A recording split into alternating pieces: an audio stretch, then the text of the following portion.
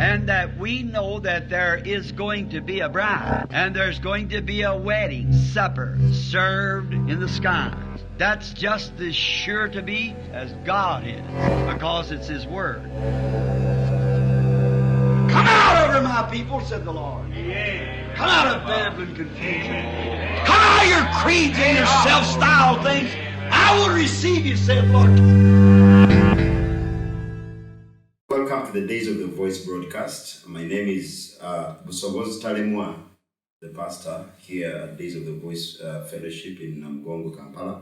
Tumaniriza mu kuweereza kwa Days of the Voice, erinnya lyange nze omusumba Talemwa Busobozi, omusumba w'obuweereza buno bwa Days of the Voice Namugongo, Kampala.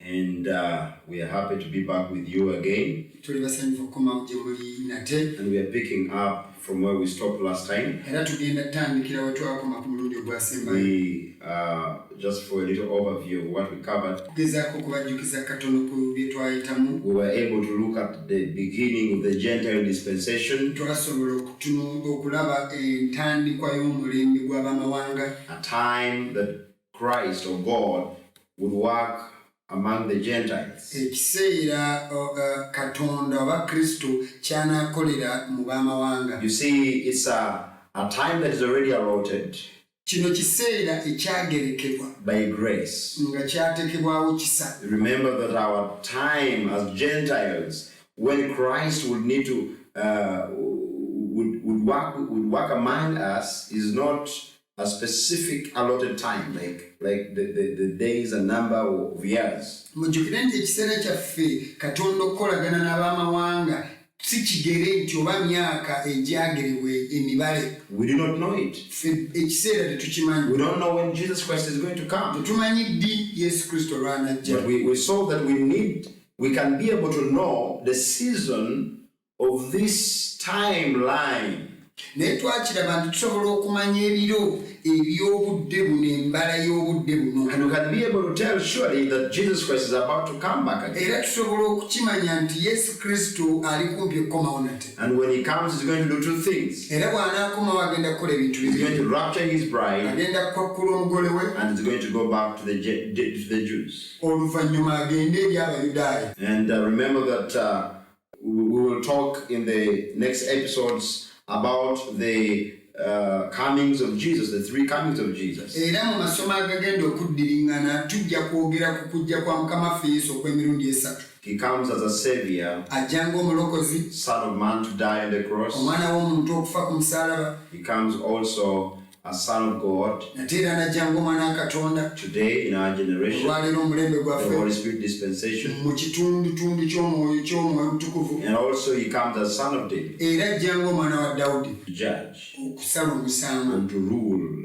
on earth for a space of 1,000 years. n'okufuga ku nsi mu kiseera eky'emyaka 1,000. And so we see that we know that he's going to come again, Era tukimanyi nti agenda kukomawo nate. and he will come to the Jews. Era agenda kuddayo eri But Abayudaaya. before he goes to the Jews, Naye nga tannagenda eri he Abayudaaya, must rapture a church. ateekeddwa okwakkula ekkanisa. He must rapture a church that we call the bride. Ateekeddwa okutwala ekkanisa eyitibwa omugole. But this bride is gathered from among all the Gentiles all over the world. Naye omugole ono ali mu nsi yonna, mu mawanga gonna. And this bride is gathered from almost every nation on earth. Era omugole ono aggyibwa kumpi mu buli nsi yonna eri ku nsi. In all generations, Mu mirembe gyonna. from the time of the apostles until the end time. Okuviira ddala mu kiseera eky'abatume okutuukira ddala mu kiseera eky'enkomerero. But Naye it is only the end of time that the rapture will happen. enkomerero y'ebiseera yejja okuleeta okwakkulibwa. Remember that the rest of the saints die in Christ. Mujjukire nti abatukuvu abalala baafiira mu Kristo. If you can read with me in the book of 1 Thessalonians, Singa tusomako mu Basessalonike ekisooka chapter 4, essuula ey'okuna, he says, this is Apostle Paul speaking. ono yali omutume Pawulo ng'ayogera. He says, for if, all right, we'll just begin it from verse 16. For the Lord himself shall descend from heaven with a shout, with the voice of the archangel, and with the trump of God. And the dead in Christ shall rise first. Then we which are alive and remain shall be caught up together with them in the clouds to meet the Lord in the air. And so shall we ever be with the Lord. Wherefore comfort one another with his words. From verse 16. Okutandikira ku nnyolo 16. Kubanga Mukama waffe yennyini alikka okuva mu ggulu n'okwogerera waggulu n'eddoboozi lya malayika omukulu n'ekkondeere lya Katonda, n'abo abaafiira mu Kristo be balisooka okuzuukira. Naffe abalamu abaasigalawo ne tulyoka tutwalibwa wamu nabo mu bire okusisinkana Mukama waffe mu bbanga. Kale bwe tutyo tunaabeeranga ne Mukama waffe ennaku zonna. The apostles believed, Apostle Paul in particular believed that he would also be among those that would see the coming of the Lord. Abatume naddala omutume Pawulo nga ye yakkiriza nti ajja kuba omu ku abo abanalaba okujja kwa Mukama waffe. And that is the faith of every generation. Era okwo kwe kubadde ng'okukkiriza mu buli mulembe. But also in other scriptures, as we shall read a little later, naye ne mu byawandiikibwa ebirala bye tugenda okusoma mu maasoko, we will notice that Apostle Paul knew that he was just laying the foundation. ojja kiraba nti omutume Pawulo yali akimanyi nti ali mu kusima musingi. He knew that the end is coming, yakimanya nti enkomerero ejja, and that there is that Gentile bride that is coming at the last. Era n'akimanya nti waliwo oyo omugole ow'amawanga anajja mu kusembayo. What the scripture calls the evening time. Ekyawandiikibwa kye kiyita ekiseera eky'akawungeezi. So we see we have 7 ages, kati tukiraba nti tulina emirembe 7, 7 generations, emirembe 7, 7 churches, amakanisa 7, 7 periods. ebitundutundu It by'ebiseera all means the same 7, thing. byonna bitegeeza ekintu kye kimu. The period of the Gentiles, emirembe egy'abamawanga, the dispensation of the Gentile church. ebiseera eby'enjawulo eby'ekkanisa y'abamawanga. God begins calling his bride from the first church Katonda atandika okuyita omugole we okuva mu kkanisa eyasooka all the way down to the 7th, n'okuyitirawo ddala otuuka mu y'omusanvu. and all these generations make up the bride. Kati emirembe gino gyonna 7 gye gikola awamu omugole. The Bible says at the last trump of God in the end time, Bayibuli egamba nti ekkondeere lya Katonda erisembayo mu kiseera ky'enkomerero. because remember there are 3 things that happen: Kubanga jjukira biri ebintu 3 the ebituukawo: shout,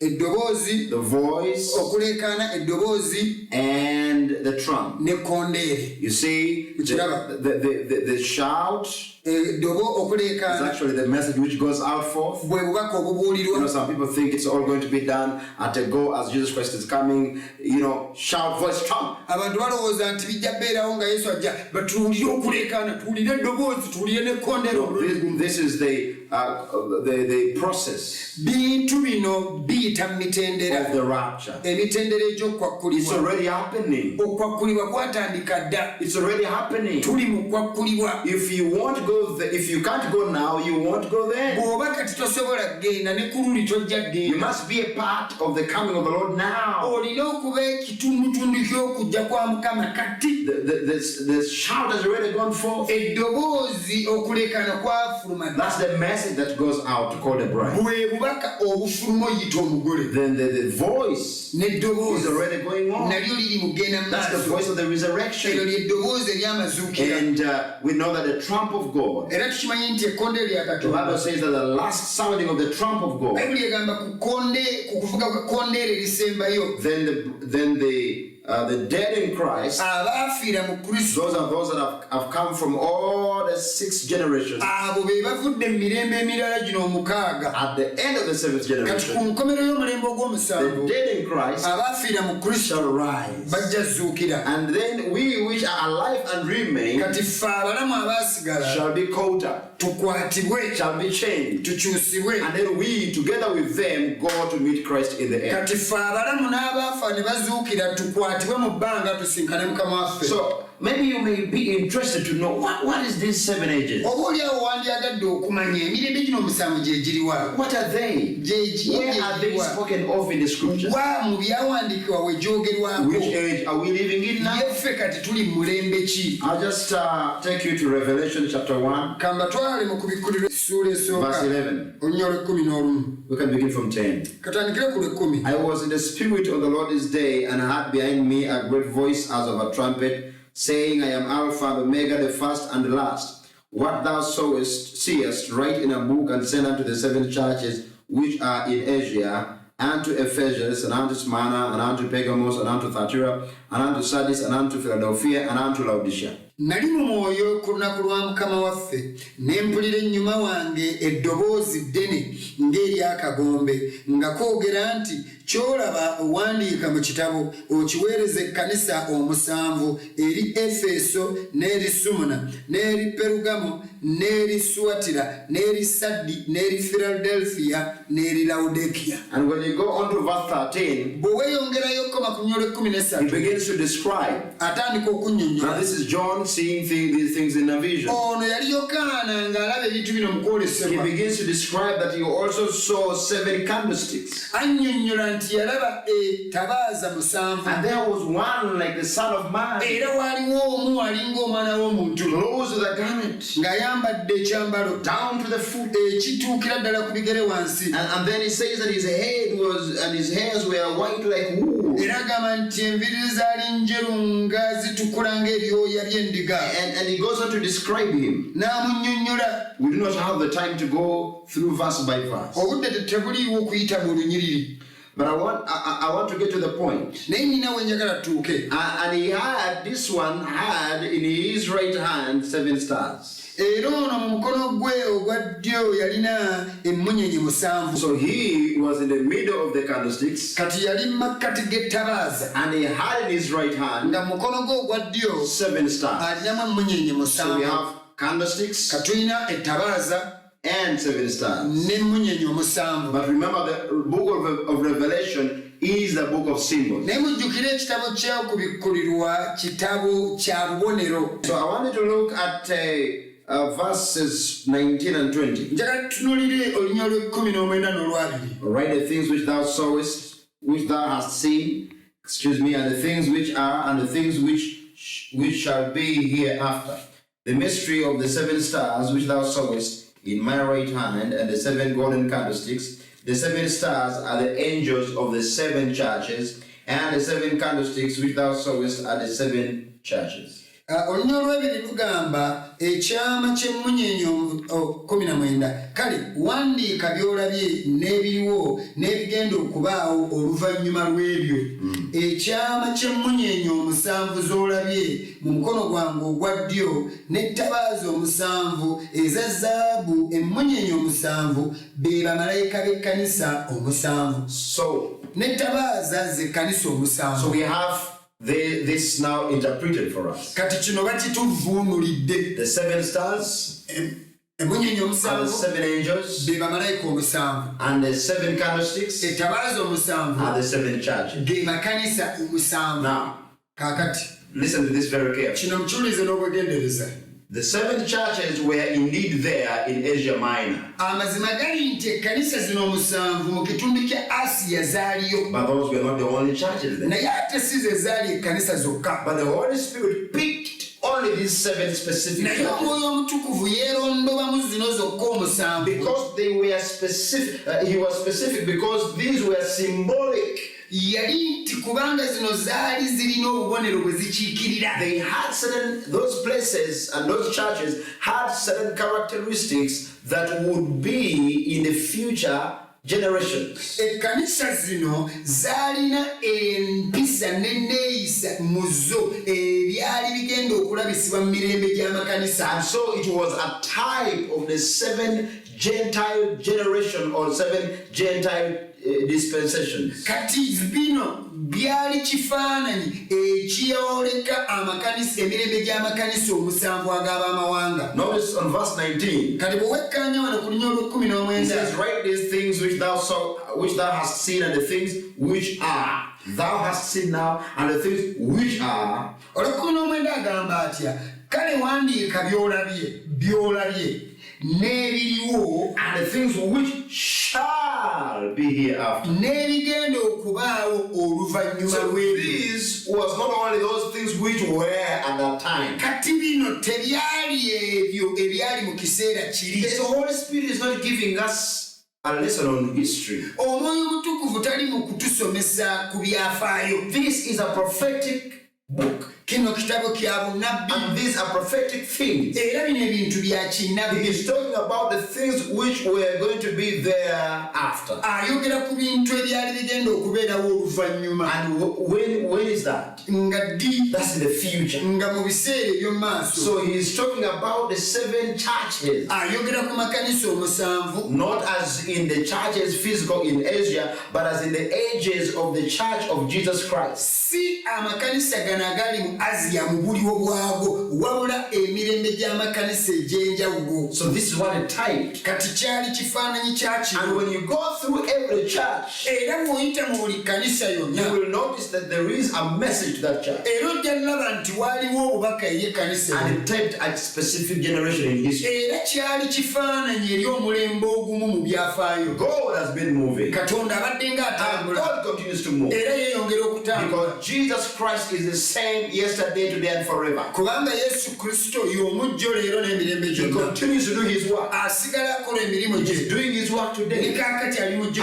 will do it gikola. tomorrow. Era ajja gikola So you n'enkya. need to know what time you are living in within this Gentile dispensation. Kati weetaaga okumanya kiseera ki kye tulimu kati mu gino emirembe gy'abamawanga.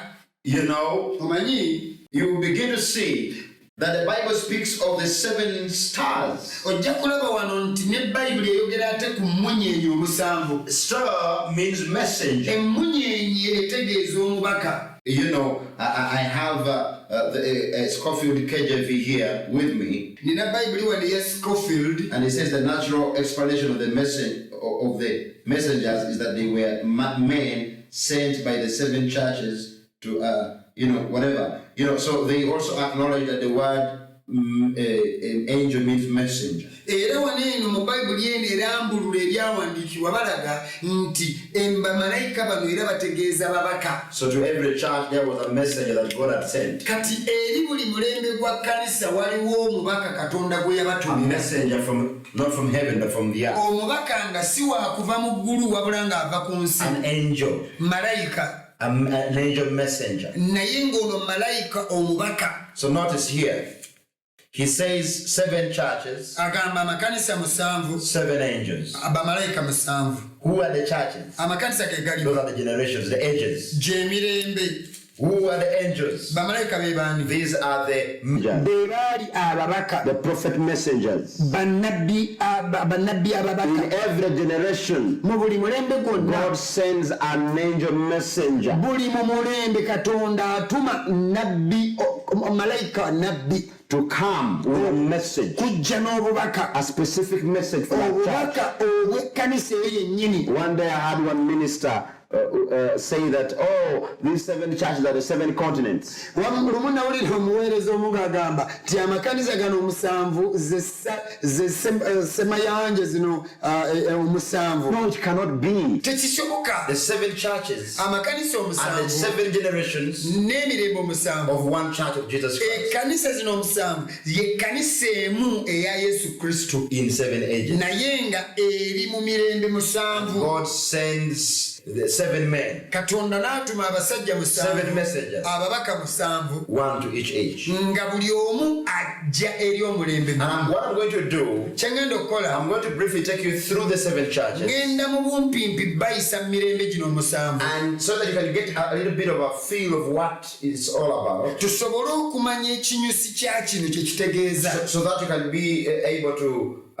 call us and let us know if you want to get an in-depth study on the 7 church ages. Kati awo naawe bw'onaaba wandyagadde okufuna obuziba okumanya ebisingawo osobola otukubira ne We tukutegeeza have a book on this. tulina ekitabo ekinnyonnyola ekyo We'll be happy to send it to you for era free. tujja kuba basanyufu okukikuweereza ku bwereere. The first age, Omulembe or ogwasooka the first church, oba ekkanisa is yasooka Ephesus. ya You Efeso. see, every age or every church had a meaning, Olaba buli mulembe buli kkanisa yalina amakulu characteristics. oba embala ennyonnyola. The word Ephesus means aimed at and then last. Ekigambo Efeso kitegeeza okuluubirira ekintu ate And that n'obivaako. was the first age where the seed was sown. Era ogwo gwe gwali omulembe ogwasooka ensigo we yasigibwa. And Apostle Paul was the angel messenger. Era omutume Pawulo ye yali malayika omubaka He said, I eyatulibwa. laid a foundation. Agamba nti nasimba omusingi. Let no man build another. Leka waleme kubaawo omuntu For the asimba mulala. foundation which I laid or which we laid is Christ. Kubanga omusingi gwe nateekawo gwe twateekawo ye Kristo. And so that's the first church age. Era ogwo gwe mulembe gw'ekkanisa And the seed ogwasooka. was sown, Ensigo the yasigibwa, right seed, ensigo entuufu, but also the wrong seed was sown naye ate n'enkyamu yasigibwa by the devil. ng'esigibwa It has Sitaani. always worked that way. Bulijjo kibaddenga bwe kityo. It happened in Genesis. Kyaliwo mu luberyeberye. The right seed and the wrong seed together in the same womb. Ensigo enkyamu n'entuufu mu lubuto lwe lumu. Cain and Abel, Kayini ne Aberi, two different fathers, bataata abanjawulo, one mother. na maama So we waabwe. see that happening all through. Era ekyo bulijjo kizze We kibaawo. see Judas and Jesus. Tulaba Yuda ne Yesu.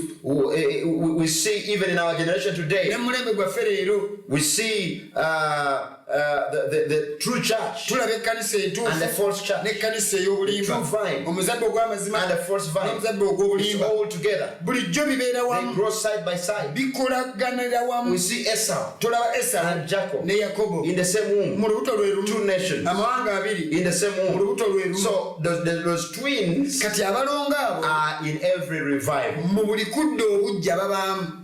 Whenever there is a move of God, Bwe wabeerawo okutambula kwa Katonda, there is also that move of the devil. wabeerawo n'okutambula kwa Sitaani. The devil is out there to seek for his own Sitaani naye abeera eyo ng'anoonya ababe, and bring confusion. ng'aleeta But okutabulwatabulwa. Jesus Christ always seeks for his own. Naye ne Yesu bulijjo aba anoonya ababe, And none can ever go out of his era hand. tewali ayinza vva mu mikono gye. And so, my brother and sister, Baganda nange bannyina, we are going to come to you in the next mu episode kitundu ekiddako tugenda kudda and finish up all the 7 churches. tumaleyo emirembe gyonna omusanvu In a very egy'amakanisa brief way. mu ngeri enfunze. And then after we do that, Oluvannyuma you lw'ekyo will get a picture ojja kufuna of ekifaananyi where we are, ekyawa we tuli, what age we are living mulembe in, ki gwe tulimu, what God is doing. Katonda ki kyakola In Ephesians, mu Efeso. you know that the Bible says that in Revelation 2:1-7, Bayibuli eyogera ku bikulu essula esooka olunya paka olw'omusanvu. if you can read there just a little bit briefly, quickly. Okubikulu essula ey'okubiri olunya olusooka okukoma ku lw'omusanvu. Eri malayika ow'ekkanisa ey'omu Efeso wandiika nti bw'ati bw'ayogera oyo akwata emmunyeenye omusanvu mu mukono gwe ogwa ddyo atambulira wakati w'ettabaaza omusanvu eza zaabu nti mmanyi ebikolwa byo n'okufuba kwo n'okugumiikiriza kwo era nga toyinza kugumiikiriza babi era wabakema abeeyita abatume so nga si bo era wabalaba nga balimba era olina okugumiikiriza era waguma olw'erinnyo lyange so tewakoowa naye nnina ensonga ku ggwe kubanga waleka okwagala kwo okw'oluberyeberi kale jjukira gye wagwa weenenye okolenga ebikolwa eby'oluberyeberi bw'otalikola bw'otyo njija gy'oli era ndiggyawo ettabaaza yo mu kifo kyayo bw'otolyenenya naye kino ky'olina kubanga okyawa ebikolwa by'Abanikolayiti nange byenkyawa. Amina. He says he had the deeds of the Nicolaitans. Agamba nti akyawa ebikolwa eby'Abanikolayiti. Then we will be able to see who the Nicolaitans are. Tujja kusoma tulabe Abanikolayiti be But baani. these were there in the first age Naye ne mu mulembe ogw'oluberyeberi baaliwo. as deeds. Naye nga bikolwa It wasn't a doctrine nga yet. si njigiriza It was just deeds. nga bikolwa. You know, when the devil is coming in, Omanyi Sitaani bw'abajja you know, he comes in slowly. ajja mpola to bring something okubaako as a kyaleeta tradition, nge obulombolombo and then eventually n'amala oluvannyuma it gets into a doctrine. ne kifuuka enjigiriza. So those two seeds were sown in the Kati first age. ensigo ezebbiri zaasigibwa mu mulembe But ogwasooka, Paul naye was Pawulo the angel messenger. ye yali malayika ow'omubaka ogwo, He bared the light of that age, ye yali yeetisse ekitangaala ky'omulembe and he ogwo, brought the word to that era age. n'aleeta ekigambo eri omulembe ogwo. And God used him Katonda and laid n'amukozesa the foundation for the church. n'asiima omusingi ogw'ekkanisa. Most of the doctrines we believe in Enjigiriza ezisinga Today. zitukkiririzaamu leero are because of Apostle Paul. ziriwo lwa mutuma ono Pawulo. Watch out for the next episode. Lindirira ekitundu The ekiddako. Lord willing, we'll be able to get into the remaining church ages. Mukama bw'anakkiriza tujja kuyingira mu mirembe emirala egy'amakanisa. And God bless you. Mukama abawe omukisa. And that we know that there is going to be a bride, and there's going to be a wedding supper served in the skies. That's just as sure to be as God is, because it's His Word. Come out of her, my people, said the Lord. Come out of babbling confusion. Come out of your creeds and your self-styled things. I will receive you, said the Lord.